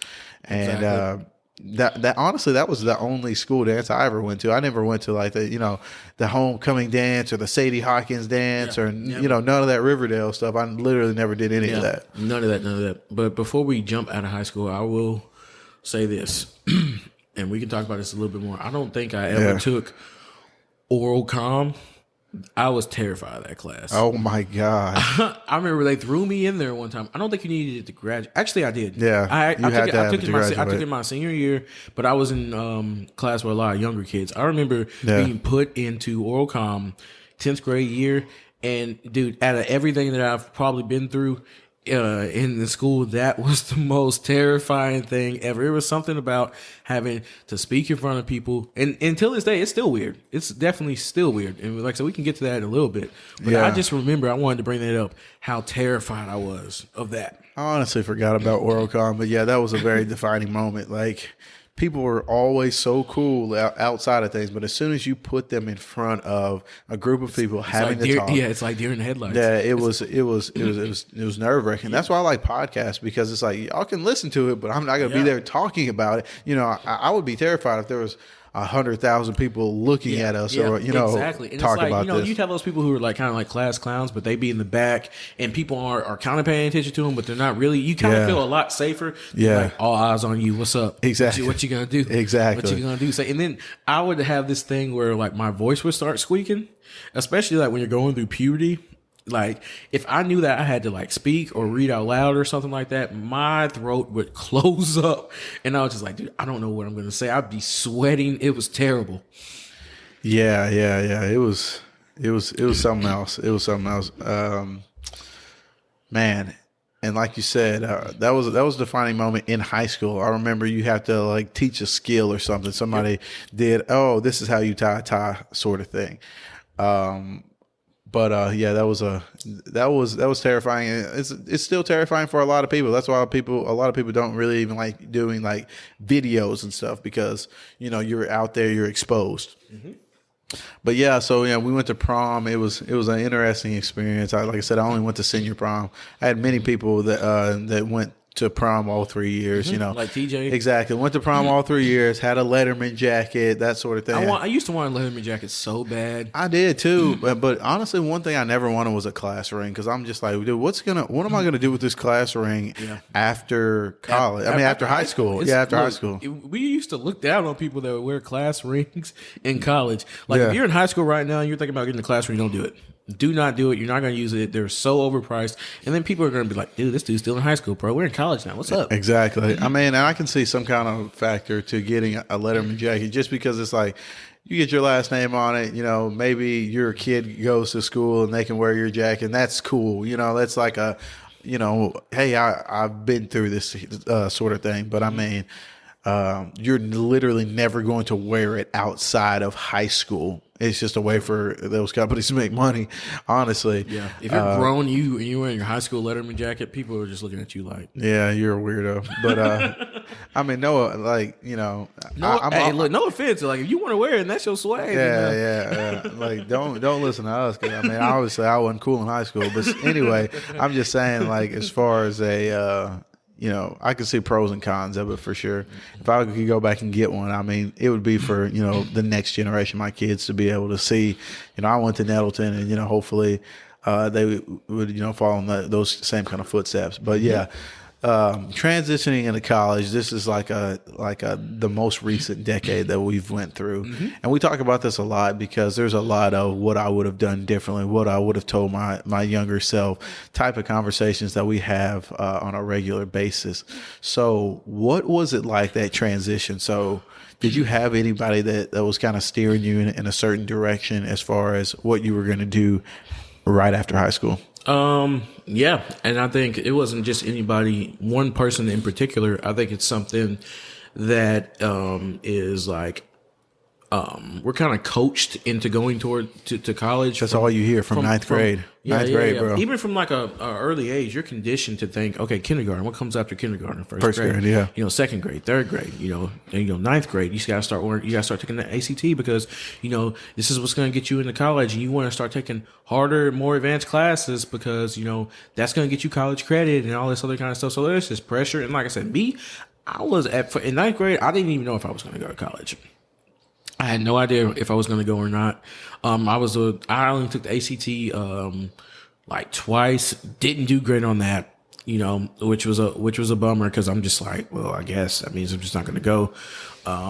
But you get coached into thinking, okay, now this is the next step. Like, level 1, level 2, level 3. You got to go to college. You're not even thinking about debt. You're not even thinking about what you really want to do. And like I said, I can only speak from like my personal experience. There wasn't a time where I was like, okay, what do I really want to do? And at 18, I think it's okay not to know. But there was all this pressure to, okay, college is the next step. So I remember applying to a couple of colleges. My GPA when I graduated high school was probably, I think it was like a 2.9. It was right under a point. Yeah. So it wasn't great, and I didn't have like a great ACT score. But we applied for UCA and we applied for ASU, and ultimately we ended up going to. I got into both, but we ended up going to ASU. And then there was another like stigma, like, dude, I'm from here. Like, I don't want to go to college here. I'm trying to get away. Like, mom and dad are just like right down the street. Mom and dad literally live like 2 miles away from the college. Aggie. Yeah. I wanted to get out of town, and ultimately we ended up staying here. But it just wasn't something that I took seriously in like 9th grade or on where you're supposed to be taking like your ACT and stuff like that. Yeah. And honestly, I didn't know what to expect. I can tell you this, like, I had no idea what I was getting myself into. Yeah.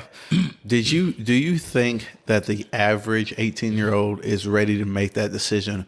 Okay, this is what I want to do with the rest of my life going into college. Well, I can speak for me. I wasn't. Yeah. I didn't know what I wanted to do. I had no clue. I didn't know what I wanted to major in. If I could go back, I wouldn't have went to college when I was 18. I probably would have worked, stayed at home, lived life a little bit, like actually got like a real full-time job, and then just tried to look, because there's so much stuff about yourself that you don't know, especially at 18. Like, I'm 30 and I'm still trying to figure out stuff about me. learning about yourself. So I would have just took some time to just work and been like, okay, if this is not what I want to do, then really think about what I wanted to do, because it's just so expensive. College is too expensive to go and just mess around. Period. I don't care who you are, or if you want to say otherwise. If you don't know what you want to do and you're just there and you're just going to parties, you are wasting your time and you're wasting your money. It is too expensive, because what happens a lot of the time is, like, some of the first debt that you ever accrue is going to be college debt. Yeah, and that's a great point. And the thing is, I honestly don't think that I really wanted to go to college, but mom and dad made it very clear that we were going to get cut off completely from any kind of help. Yeah. If we didn't go to college. And so it was almost like, okay, well, I guess I'll go. Yeah. Not thinking of the ramifications of the effect it was going to have. But and to speak on mom and dad, they come from a time where if you were successful, you went to college. Yeah. Not everybody went to college. My dad's 60 years old. So 60 years ago, not everybody went to college. You were making it if you graduated college. That's how you made money. That's how you were successful.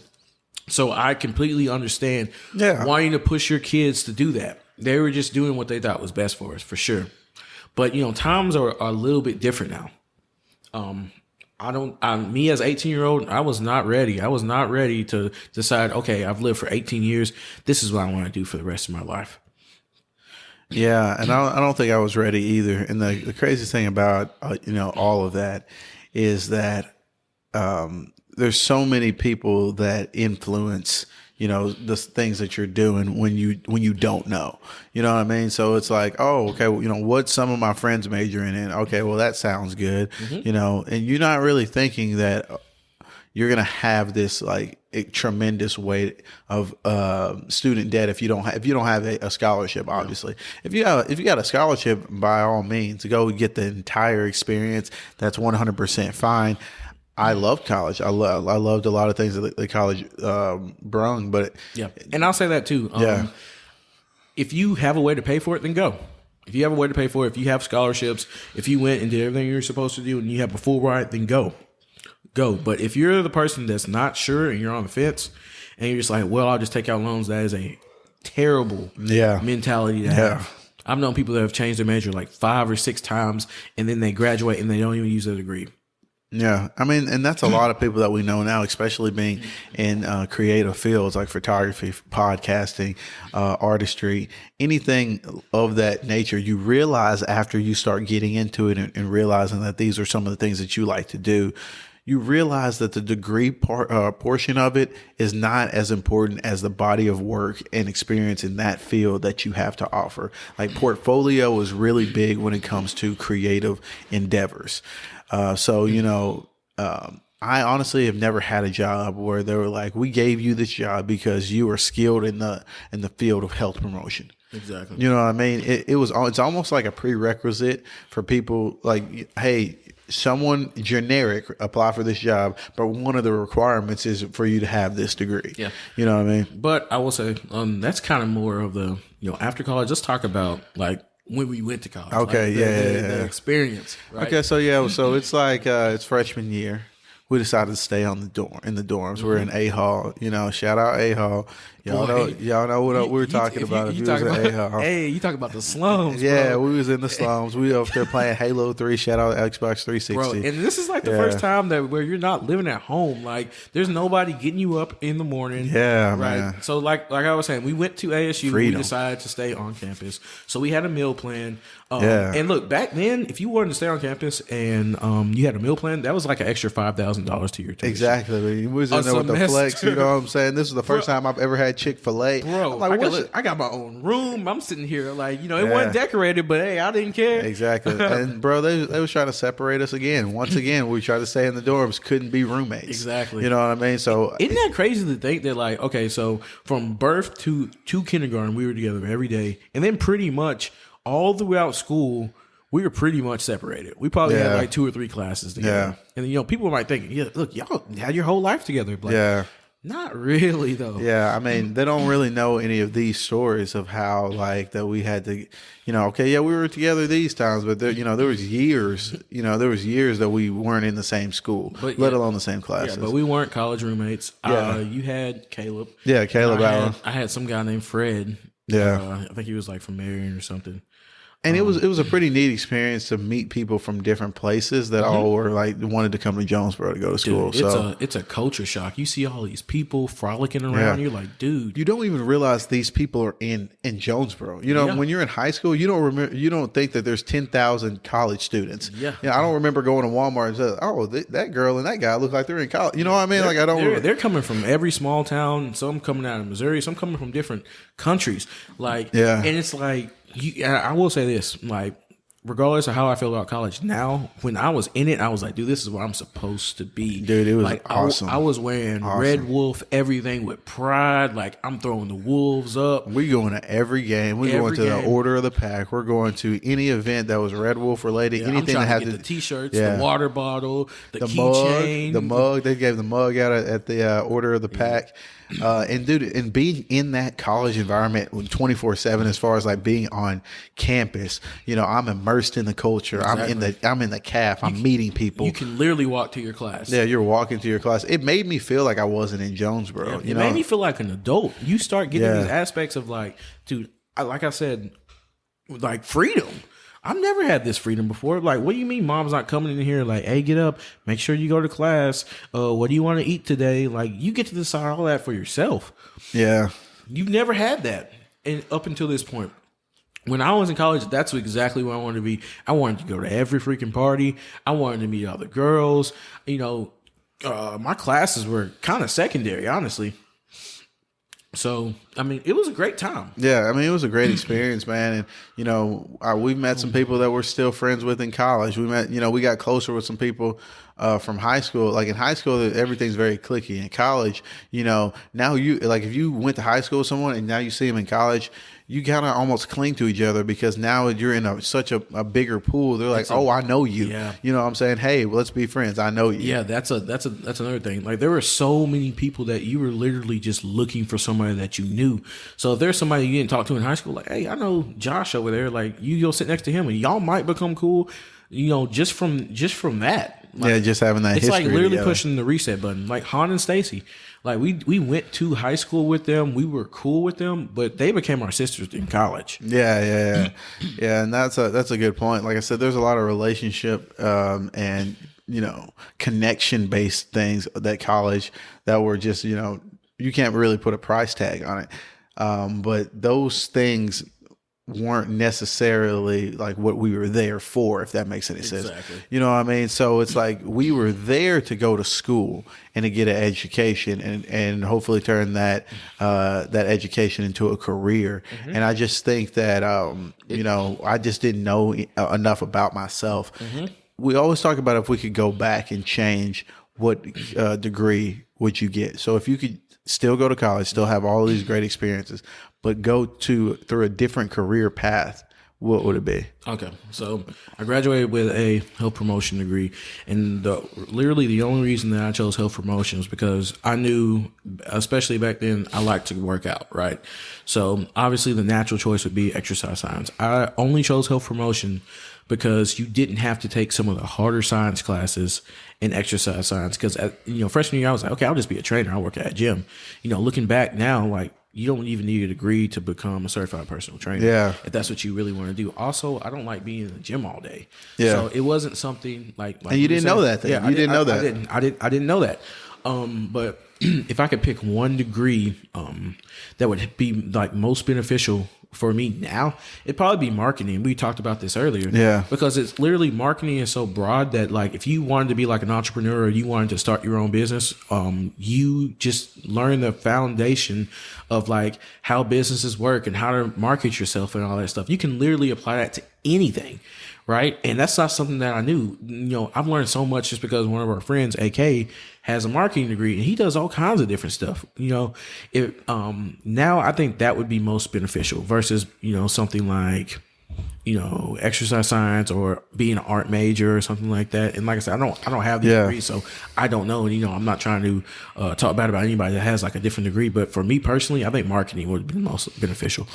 Yeah. And my thing is, I wish they would have had a few different classes that kind of prepared you for that. Mm-hmm. So, for example, I wish they would have had a class. It would have been like a post-grad relocation class. We'll work on the title later. But basically, it would be a class that, okay, you get to basically role play. If you get this degree and you want to live in Jonesboro, what is your chances of getting a job with that degree? Somebody should create like a game, right? Yeah. So it's like, okay, pick your degree. All right, this is the salary. Where you want to live? Okay, Jonesboro, Arkansas.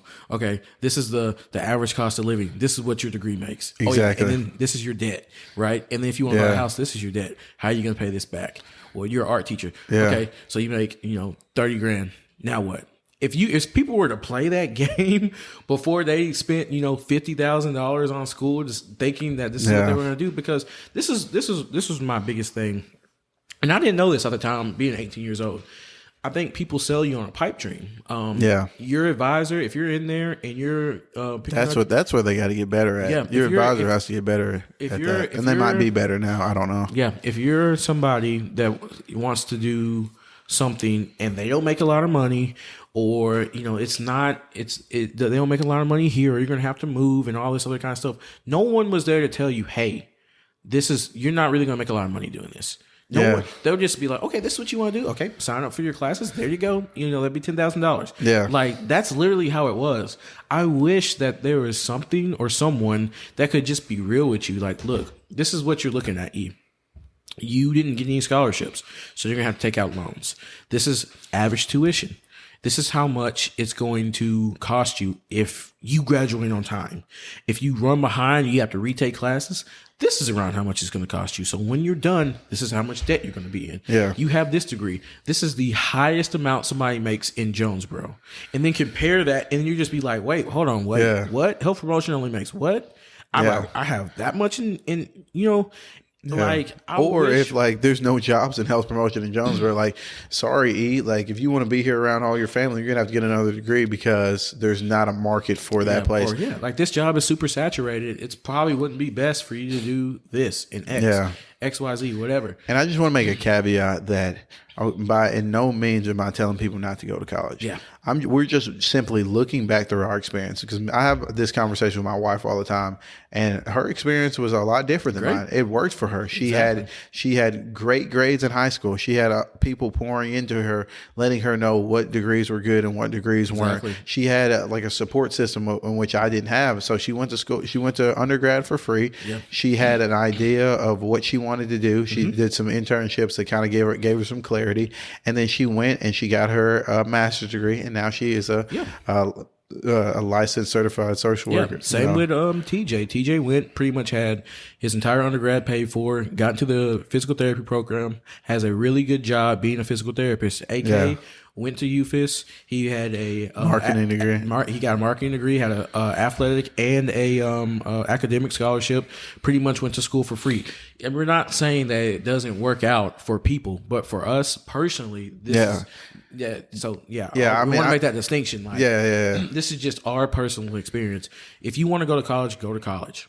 Yeah, we're just telling you, if you don't know what you want to do, just be advised that, don't make that decision too early. Exactly. When you're 18, if you don't know what you want to do, take a year off, travel. I know people say that all the time, work. Learn about yourself. Yeah, just see what it's like out there in the world, because college is always going to be there to take your money. They're always going to be there. Exactly. So, I mean, just back to what I was saying, like, if you don't know, it's too expensive. Not to play around with. Just to play around. That college experience that we were talking about, when everything was great and fine and dandy and it was awesome, it's not worth $50,000 in debt. Yeah, it's definitely not worth $20,000 in debt, and it's just only getting more and more expensive. Every passing year, it's getting more and more expensive, and they don't tell you about. I honestly think there should be a class about interest rates, student loans. They should give you that in high school. Yeah, debt, how debt works, how interest works. Like when you're going to pay it off. What was that podcast that we were listening to? Borrowed Future. And you would be surprised at how many kids were like, oh, hey, I want to be a teacher.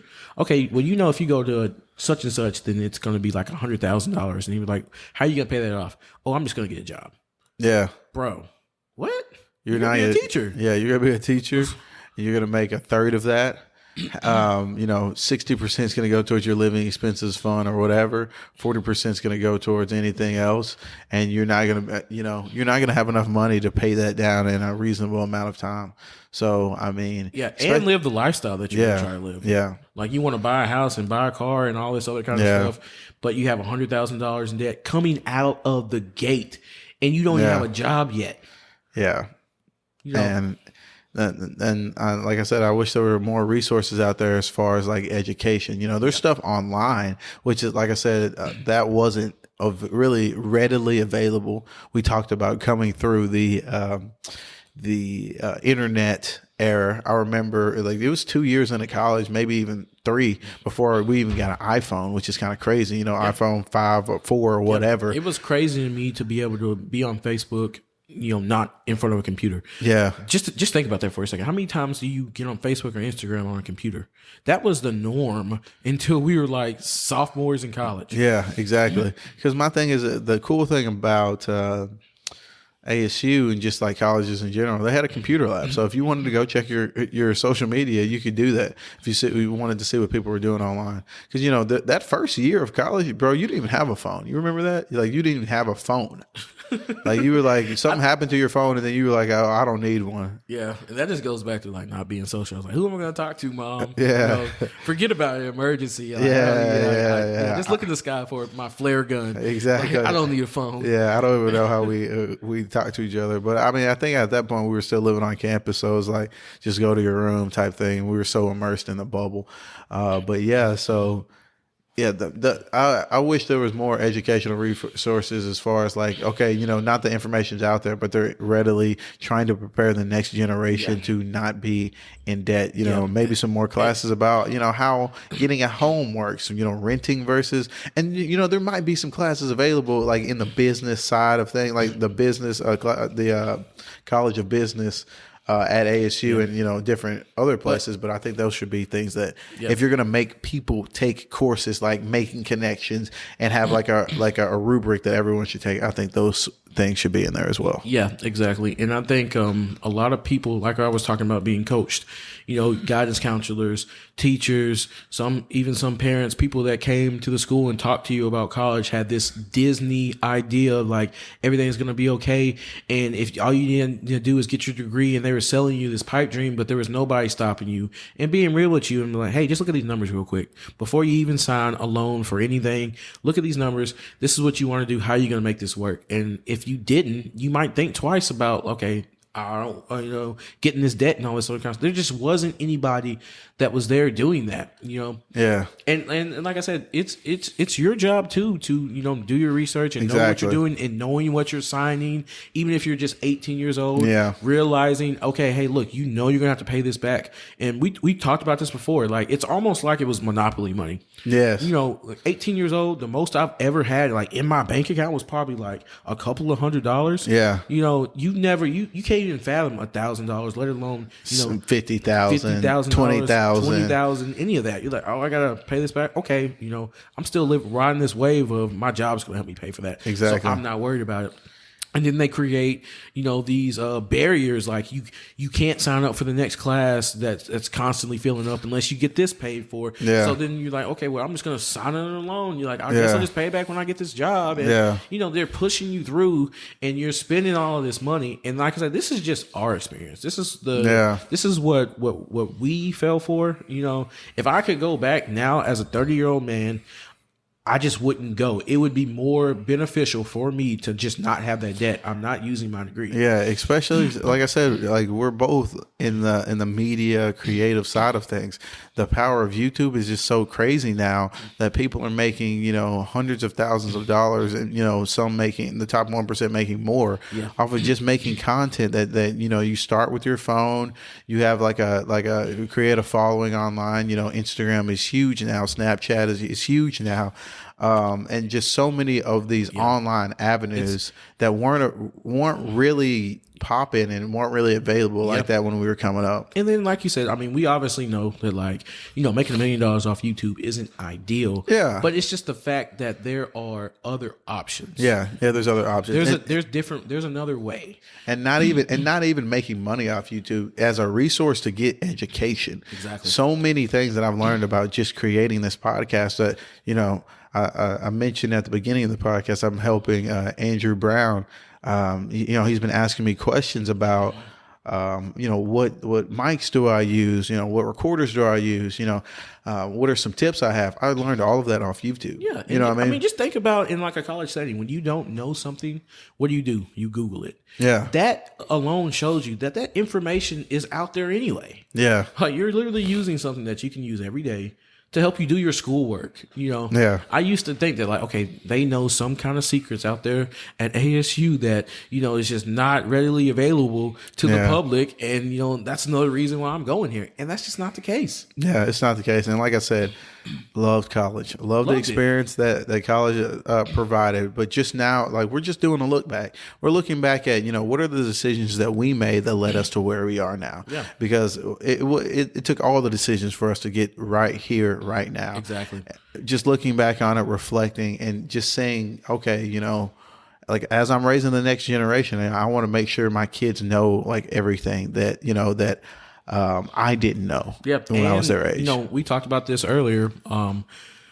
I think that the mistakes that I made have directly made me who I am. Yeah. So to go back and say, if you didn't go to college, you didn't have this debt, then you would be in a better position, isn't fair to say, because of where I was in my life. I probably would have just made the same mistakes some other way. Exactly. Like, I had to learn. Exactly. I had to make these mistakes. I wish I had a podcast like this where I could listen to and be like, hey, I didn't have any scholarships either. And, this is what happened to me, and don't make this mistake. Yeah. So, I mean, you live and you learn. Exactly. I wouldn't be who I am right now if it wasn't for all the experiences that I went through. So, yeah. So there's no use kicking yourself over it. Like, you're here. You're where you are for a reason. Exactly. And like I said, that was just the 18 to 22 range that we were in. So what was it like when you graduated college? Because I've got my thoughts on how I felt like finally now not being like going to school, not being a student anymore. The real world hit me in a very like weird way. Yeah. And it was kind of like a aha moment for me. So for me, like I said, there was like a really big high as in I did it. For a while, I didn't know if I was going to go to college, and I sure as heck didn't think that I was ever going to finish at some points in my life. It wasn't until like the end of sophomore year where I almost was on academic probation and I'll touch on college is just, I wasn't ready for the freedom. I wasn't ready for, there's like no structure. There's like, it's pretty much up to you. Wasn't ready for that. Almost landed on academic probation. Didn't, but I knew that once that happened, I needed to turn around. So I graduated, and it's a really big accomplishment. Mom and dad were proud of me. I kind of felt like, yes, I can take the next step in my life. I was working at Outback at the time. I've literally had worked at Outback from when I was 20 years old to when I graduated college. And I was like, okay, forget Outback. I got this health promotion degree. What am I going to do with it? Now I can get the job and do what everybody was saying that I was going to do. And then you start to realize that, like, another school year goes by, you're still working at Outback, you're trying to find jobs, you're not getting calls back. So for me personally, I just kind of was just coasting. Like, I was making decent money being a bartender. I was paying my bills. I didn't really know where to go from there. So I went from being on this high, like on the top of the mountain, like, working so hard to get to the top, only to realize that there was another mountain and another mountain and another mountain. And it's just like, look, I'm still at the beginning of this. So after college, I probably worked at Outback for another 3 years. And I just remember being somewhat depressed. Just kind of like, I build this accomplishment up to like, this is going to be the end all be all, this is it kind of thing. And then it just didn't work out that way for me. Yeah, man. And I was in a similar position because I don't know how it happened, but I actually graduated a semester before you. So I was, dealing with this FOMO anxiety feeling, like, man, like you're gearing up for your last semester. You're still in there in the CAF. I can't get in the Red Wolf Center, which I spent so much time, working out, playing basketball, playing intramurals. It was just so much, of my life that was intertwined just at ASU. And now I don't have that. And now I'm just working at a job that I always felt like I was just going to be doing while I was in college. And, I graduated in 2013. And I worked there for another 4 years. After I graduated from college. And it was just kind of depressing, man, because it was like this sought after degree with this piece of paper in my hands now is supposed to be so valuable and mean so much to a lot of people. And it was going to propel me into the workforce in a way that I had never made money before. And then it just wasn't doing that. I was meeting people at Outback, and they were like, I thought you graduated. What are you still doing here? What's your plan? You feel like a failure. Exactly. Now all over again. I'm thinking to myself, I don't know what my plan is. Somebody help me. What can I do with this degree? How am I going to get out of this Outback rut? And there was a while there where I was just like, I'm just gonna work here. I'm just gonna try to move up here. And I'm thinking to myself, I felt kind of ashamed because I'm just like, man, why did I put myself through all this strife and this debt if I was just going to work at a restaurant? And no shade to people that work at restaurants. Our buddy Spencer, he did it. He moved up. He has his own store. And it's great. He's thriving, and that worked, wonderful for him. And I'm happy for him. And that's what he described it in a way that made a lot of sense. He wanted to be a doctor and help people, but he's just helping people in a different way. And I think that, if you can take that kind of pride in your job, that's what we all search for exactly in a job. But I mean, for me, it was just a very low point to where I just kind of felt depressed. I was going out, staying up too late. I'm staying up till 3-4 in the morning, just like literally doing nothing. And it was hard. That's when I really got into, I started going to church, and I started dating Destiny and different things like that. And I needed that, but from just a personal me standpoint, I didn't know where my career was going to go. Yeah, exactly. And back to what you were saying, there's nothing wrong with working at a restaurant.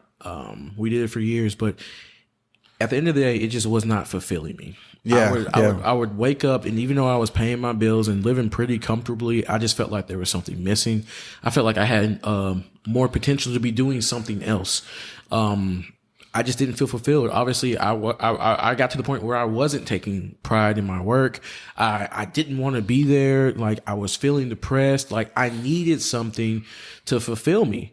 And, you can get fulfillment in a whole lot of different ways. It doesn't necessarily have to be your job. You're talking about how you met destiny, and that I feel like that kind of grounded you to where, like, hey, I don't really need to do all this other distracting stuff. Like, I have somebody that I can build with and start a family with. And so she fulfilled you in that way. You start going to church and you start learning about God and you got baptized and, and so that fulfilled you in a different way.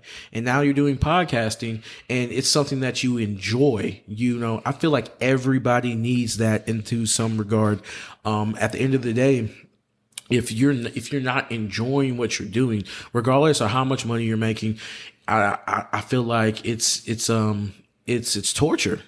Like, if you're not being fulfilled in a way, and you're just doing it for the wrong reasons, if you're just doing it for money, even if you don't really necessarily like your job, I still feel like you should have some kind of hobby or something.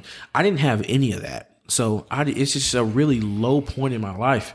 I just needed something different. So after college, I quit Outback and we started doing, I got a day job. I got a day job at Coca-Cola, which is where we both work now. Yeah. And there was like structure, right? It's a good job. The pay is good. There's structure. So, I work from like 7 to 4 every day. And my weekends and my afternoons are all free. Cause when you work at a restaurant, you pretty much work only afternoons and all weekends. So it kind of opened up, space in the week where I could do stuff creatively, right? So I got into photography and, it took me until I was 28 years old. So literally 10 years after I graduated and, somebody asked me one day, what do you want to do for the rest of your life? It took me 10 years to realize that, hey, this fulfills me. Like, I love the pursuit. I love learning. I love being creative. I love meeting people. I love getting out there and getting, recognition for what you're doing. And, I love the editing. I love everything about it, right? I wake up and I think that's what I'm thinking about. I'm watching YouTube videos. I'm doing all of this self-learning stuff. I'm making money doing it. Like, that was the biggest thing. When I first started, it was a hobby. My goal was just to make a little bit of money. But, for photo shoots, I was charging people $20. Like, what can you buy with $20? Like, it didn't matter to me because I enjoyed it so much, and I was just so happy to even be getting paid to do that.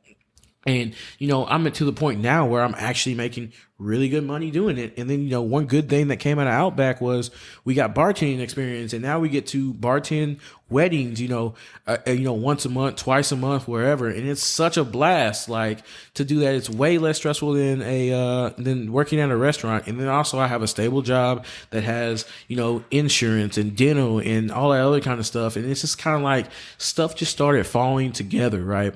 And, kind of back to what we were saying, like, you're going to have low points in your life, right? And you're going to learn stuff about yourself. And sometimes it's going to feel like, you don't know what to do and, you're a failure and all this other kind of stuff. My advice to anybody is just to keep pushing, just learn about yourself, try different things. I think that's why it's so important to put yourself out there and be social and travel and experience things that you've never experienced before, because how else are you going to know that you enjoy doing this, that, and the third if you've never done it before? How else are you going to know that you like Chicago if you've never went there before? I think it's so important to go out there and just try new things and live life. I blinked and I was 30 years old. Right. I used to think that 30 was so old. I remember when my parents were in their 30s, like, I just thought that it was like literally grandpa age. Right. And then I blinked. I can still remember when I was like 3 years old. I'm 30. I've been 30 for a day now. It literally goes by so fast. You talked about how slow summers and schooling was when you were young. When you hit like after college, it flies by. Weeks feel so much shorter to me now. Days feel so much shorter to me now. I think it's very, very, very important, being 30 years old, to just appreciate the ride. When I was 18 years old and being a freshman in college, my parents lived 2 miles away from the school. How many times did we ever go home, Devin? Hardly ever. Yeah. We went to go do laundry and that was it. Now being 30 years old, it was Dad's birthday a week ago. I literally just went over there and we just talked for like 3 hours. Yeah. Right. It's because you start to appreciate. It's like, when you're young, there's like this finish line, right? And you're just rushing through the race because you want to hit this finish line. And then you realize that there's another finish line. That's not really the race. This is the next race. And, Yeah. And then you just continue. You're like, next finish line until you look back and you're just like, dude, where did the time go? What did I even run by? You know what I'm saying? It's like a Yeah. blur. And you're just like, I really wish that I appreciated, the scenery. That's kind of the point I'm in right now. Like I'm thinking about my parents, my dad and my mom, they're like 60, right? Yeah. You start appreciating that, all those friends that we had that we saw every day in high school. Like I get to see them like once or twice a year. We have to literally schedule trips around our schedules just to see those people. My advice as a 30-year-old man is just enjoy the ride. Appreciate what's important in your life. Learn about yourself. Get out there, branch out, travel, try new food, anything. Do what you enjoy doing because life's too short. Yeah, man. Like I said, one thing looking back on just the 3 decades that we've been alive, man, it's just like the first decade, 0 to 10, it's just carefree. You're just in the world. Like you're soaking up everything, man. Everything's new and vibrant and just awesome. And you don't really have any worries of any kind. You don't have any bills. You don't have any responsibilities. It's just a blissful time. Mm-hmm. And, then that next 10 to 20, you're worried about so many things. Like you're trying to fit in. You're trying to, you don't even really get to be a kid because especially now there's just so many distractions. And like you said, kids are mean to each other. Like if you're raising young kids, or you have kids in that era, I want my kids to be advocates for love and peace and, treating people with respect. Just because those things are important and those things are gonna be building blocks that you're gonna need to be successful in the rest of the world. Yeah, exactly. And then that 20 to 30, like this one that we just finished up, man, it was obviously, in my opinion, the fastest decade, man. It went by so fast. We sit here at 30 years in one day, and I'm like, man, what was I doing when I turned 20, when I was no longer a teenager, Like, what kind of mindset did I have? And one thing I would just tell you is, like, don't get so stressed out in your 20s because you are going to change so much that you'll probably not be interested in anything, if not very little things that you're interested in when you're 20, exactly. When you're 30. You're going to evolve as a person. You are going to learn new things. You're going to try new things. You're going to figure out things about yourself that has taken you up until this point. Like it's taken me up until I was 30 to realize the things I struggle with. It's taken me this long to realize, man, like I'm not as patient as I thought I was. I need to work on this. Mm-hmm. Like there's areas of my life that I still need to work on, and it's also showed me that there's things that I like you said, just taking the time to absorb the scenery. Sometimes I just like walking outside, man, and just looking at stuff. Yeah, appreciating fall. We were talking about how beautiful fall is and the trees and the clouds. And it's just stuff that you just walk by like as a young kid that you really start to like appreciate. And, just kind of adding on to what you're saying, like you have kids now, right? You're molding them into becoming good people. I feel like sometimes, especially now, like I said, 2020 has been a really tough year in like all aspects. And, sometimes I just get sick with like the news and the media because it feels like we're so divided, but we have to realize that like our generation are the people who are molding the younger generation. There's a lot of things that used to be a certain way that we have to unlearn now. Right.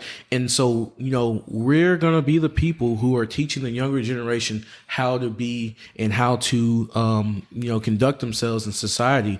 So it's important to realize that, it comes down to just being a good person, whether you agree or disagree with somebody, whatever the case may be. I think the most important thing is to just appreciate your neighbor, conduct yourself in a way that you would want someone else to treat you. That's the most important thing.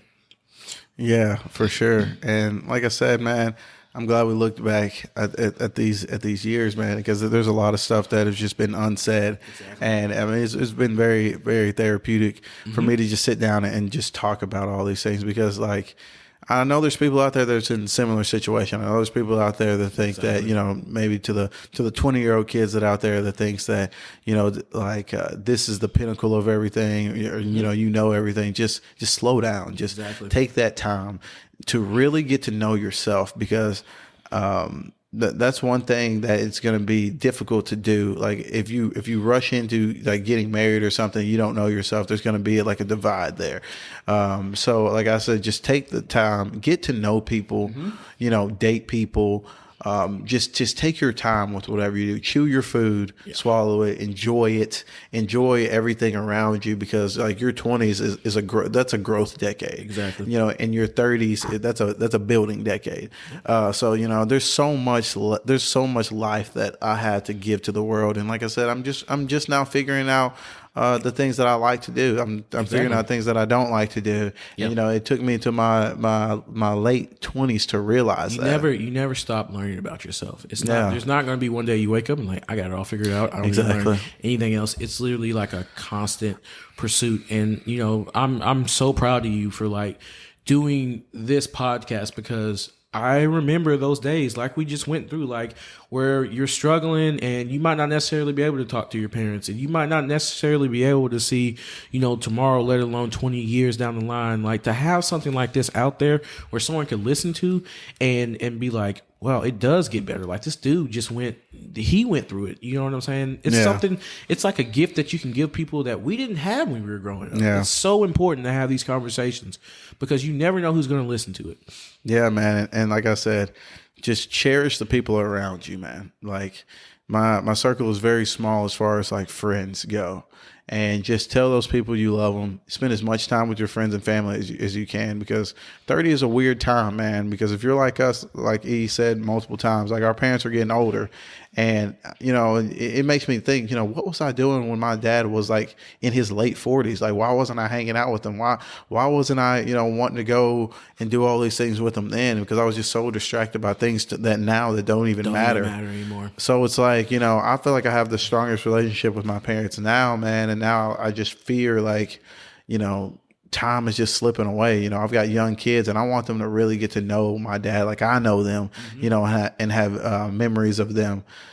So yeah, just like slow down, hold the people close to you that are important, because you never know how much time you have. Exactly. Give them their flowers while they're walking, not in their coffin. Yeah. So you have any closing words that you want to get out there for the people? Man, I think I'm good, man. I really appreciate you doing this, man. Like you said, it's been therapeutic just to kind of think back and, you know, see how far we've come. You know what I'm saying? Like, man, this is great. This is probably one of the best birthday gifts I've gotten. So. Yeah. I appreciate you taking the time and you know, birthdays, I'm glad we got to spend this together too, man. Like, I'm glad we got to get this time, because like you said, man, it's just as we get older, it's just harder and harder to keep connecting. And like, I'm glad that we make an effort to do things like this. So, but yeah, so man, this has been another episode of the Clever Angle Podcast. This is probably the longest episode that we've done. I think. How long did we go for? 2 hours. Wow. We've been out here talking for 2 hours. So I hope you enjoyed our stories of childhood, junior high, high school, and our thoughts on college. And so this is our 3-decade look back. Yeah, and stay tuned for season 2 of the Clever Angle. We got a lot of great content coming out. And as always, like, subscribe, and thank you for following my journey. And until next time, peace.